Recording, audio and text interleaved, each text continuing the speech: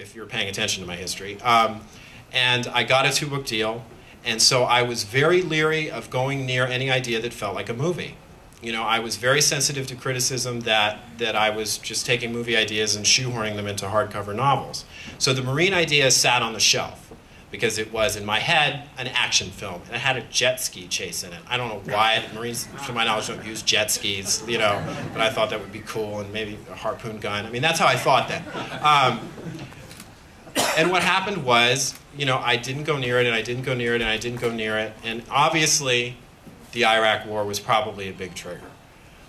But what really happened was I went on tour to promote my last book. I didn't have a really clear idea of what I was doing next. It was pretty clear that I'd be switching publishers.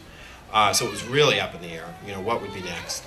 And this kind of voice in my ear said, you're going to do that Marine story next. And I was like, what? You know, I don't think that one's ready. But what was happening was that as a result of the Iraq War, a lot of really great, it wasn't political fiction, it was nonfiction about the Marine Corps experience in Iraq. A lot of great books were being published, and they were sort of right in my face. And there were 2 books about recon Marines that came out around the same time. I won't go into too much detail about them, but I mentioned them on the acknowledgments page of the book, which I'm confident you've all bought. And they opened my eyes to this world from a perspective that I could understand. One of them was written by a Dartmouth graduate. I never graduated from college, so I don't know why I could understand his point of view, but he was somebody who we had similar backgrounds, and he chose to go into the Marine Corps out of a sort of sense of a higher calling. So I read his book. I read another book called Generation Kill, which was about the Force Recon unit that led the invasion into Iraq. And I was like, okay. And then the kicker for me was, I was still in this sort of, do I listen to this voice or not space. I went to the Palm Springs Book Festival, which is a great book festival. It's new, but it's a great festival. And they were having a panel there that was actually being broadcast on C-SPAN. And the author of that book, Generation Kill, a journalist named Evan Wright, who writes for Rolling Stone, and 2 of the Marines he wrote about were at that festival. And I had just bought the book.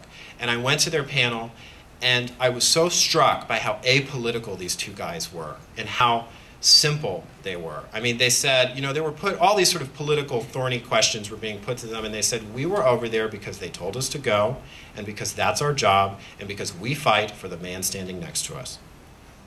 And I heard them say that, and I thought, maybe that means this crazy idea about a straight Marine not only accepting that his secretly gay comrade was gay, but also accepting the boyfriend isn't as implausible as it may seem. If that's really their code, if that's really how these guys operate, maybe it won't be so ridiculous to send a character on that journey. Now, it wouldn't be an easy sell, and it would take work, but it gave me the confidence to do it.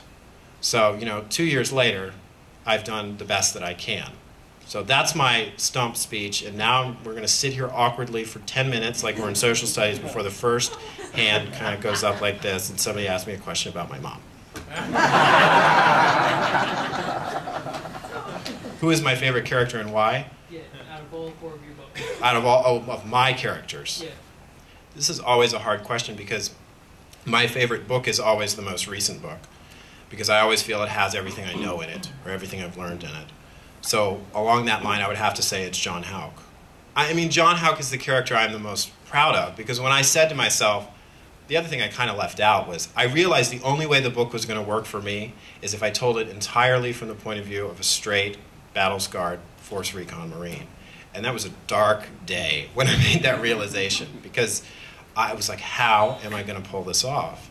And everything I did around developing him was about seeing him less as a product of his stuff, of the props of Marine Corps life. I mean, all that stuff had to be as accurate as I could make it, but seeing him as a man who was driven by guilt and conscience and a sense of honor.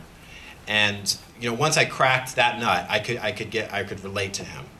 You know, and this is the only book I've told all the way through from the point of view of a single character, so I feel a greater sense of intimacy and connection with him than probably any of the other characters I've ever done. The question is, what turned me on to writing, despite the fact that I had a famous mother and father? The fact that nobody wanted me to be an actor was really at Brown University. And the disclaimer here is that if maybe I had waited longer than a month to get cast in something, but I wasn't really in a waiting kind of mode when I was 18. I was in a give it to me right now exactly how I want it mode. And so I had always had a notion, I love to write. I had been an excellent English student. I had won multiple English awards in high school, but I was like, yeah, whatever, I'm going to be famous. And I always had some notion that I would write stuff that I would act in or perform in.